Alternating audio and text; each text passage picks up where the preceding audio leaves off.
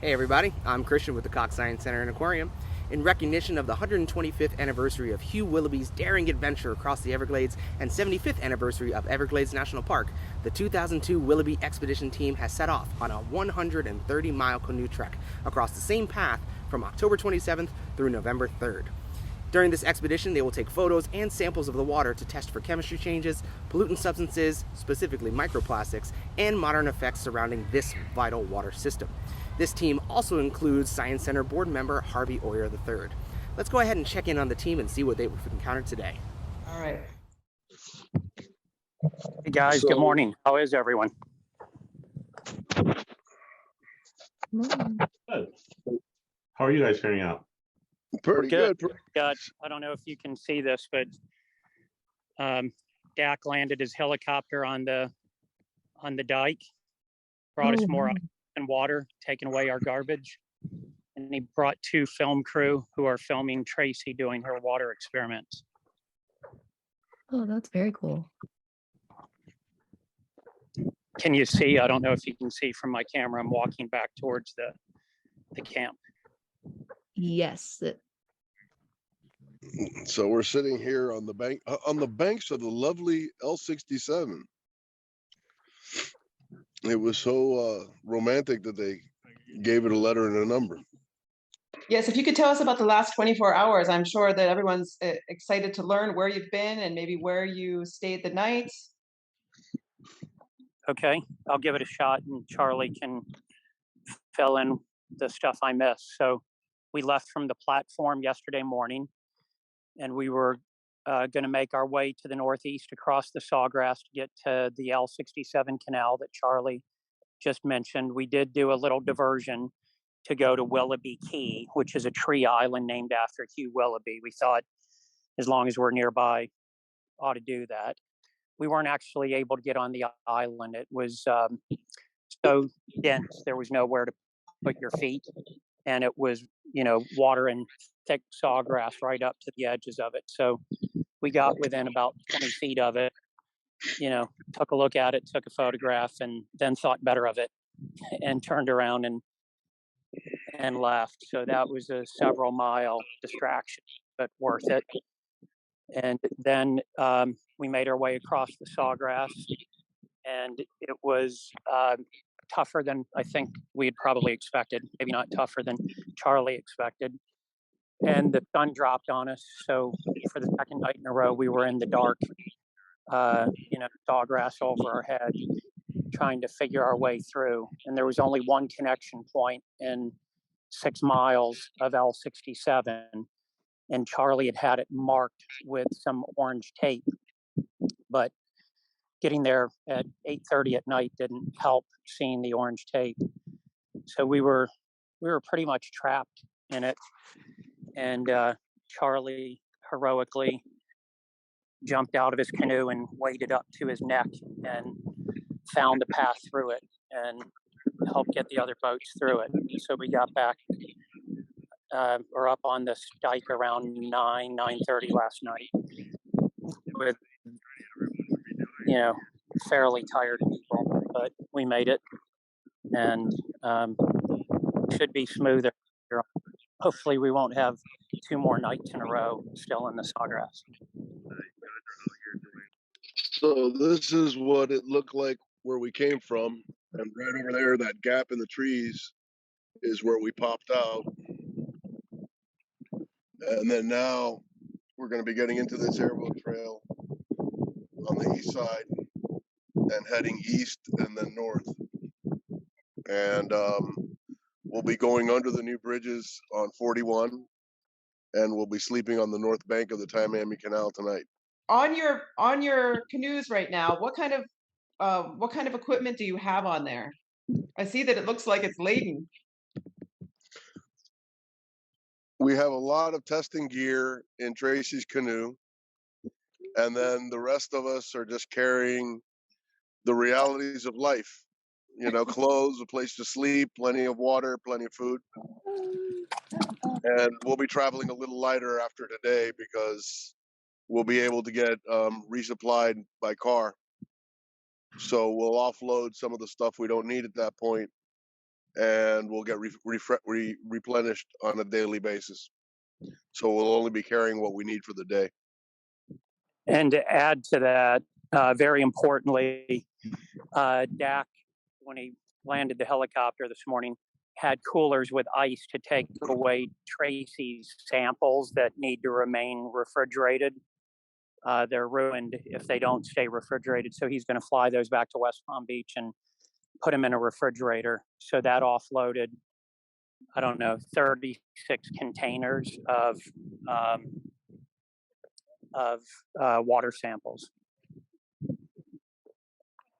Wow, that's pretty amazing, and something that we would not think about when doing research, keeping the temperature. Not all of what she's studying needs to be refrigerated, but the eDNA and the antibiotic resistant genes has to stay refrigerated. Hey, do we have Bridget on? Hi. Hi, Trace. Hey, It's a beautiful day there. it's really nice. Doing some watercolor. Excellent. Oh, good. Yeah, getting caught up on those. That's excellent. Days behind. Looks like you found a nice dry place to camp. It's up. We're up on the left. And she's getting filmed for a documentary right now. That's my wife. Okay, great. And here's her work desk. I made a shady spot. That is very interesting. Could you explain a little bit more about that? What you're doing? Yes. So this is we're doing a lot of the water quality at Willoughby 125 years ago. We've added a few things, but basically this section. So nitrates, phosphorus, and then a bunch of different minerals and chlorides. So I have this photometer, a bunch of different tests. Basically, we put different solutions or powders into here. We put them in there, it reads a wavelength, and that will give us the readout. So the plan was to kind of do this every night, but we haven't really had a night where we're just sitting around. So I'm going to do them all this morning. That looks amazing. And what else? What are you testing exactly for each sample? So we're sampling for PFAS, microplastics. We're going to look at eDNA and pharmaceuticals, personal care products, pesticides. But those are all going back to lab and getting analyzed. So this right here, basically just looking at these kind of elements and minerals that are in the environment that we're able to kind of test right on site. These are the ones that Willoughby tested for. So if you can see the list: nitrate, nitrite, phosphorus, phosphate, ammonia, silica, iron, chloride, etc. Those are the same things that Willoughby tested the waters of the Everglades 425 years ago. And these she can test right here in the field, which is what the film crew is filming.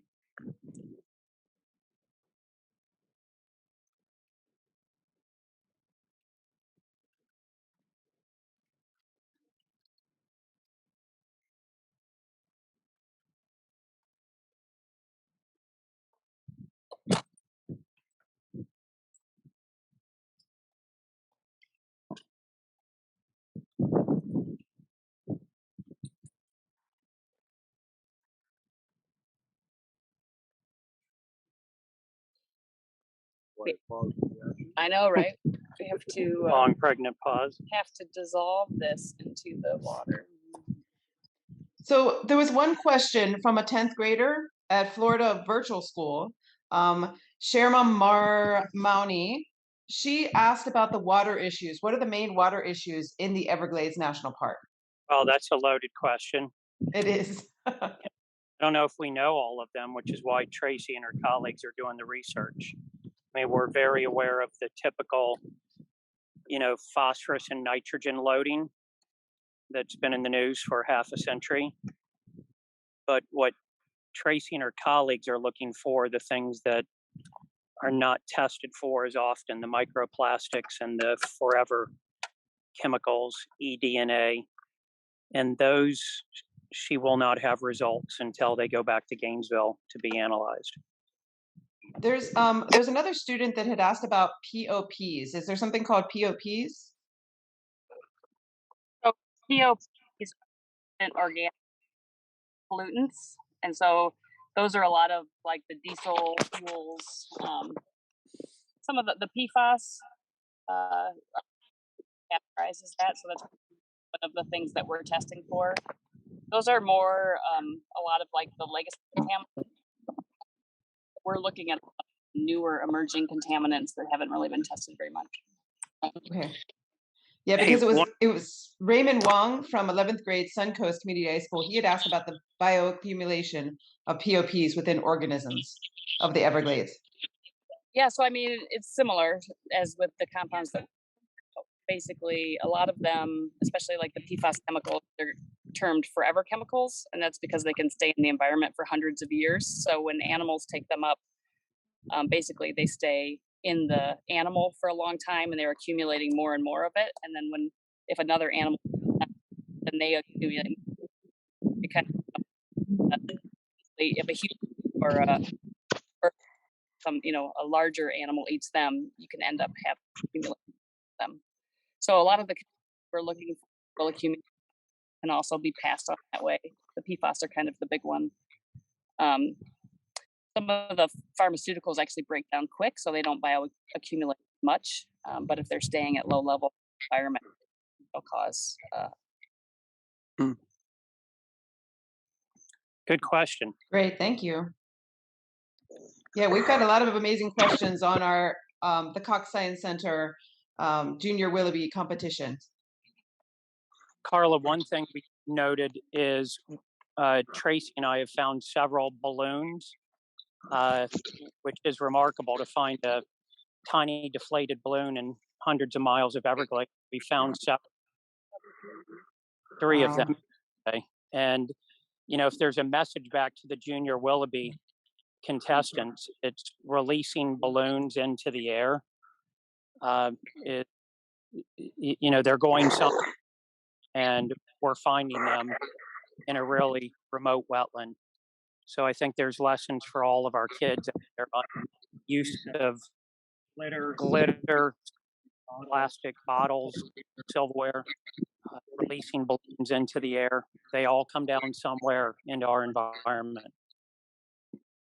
Thank you so much for summing everything up and giving us an update. The team looks great. Bye-bye, everybody. See you tomorrow.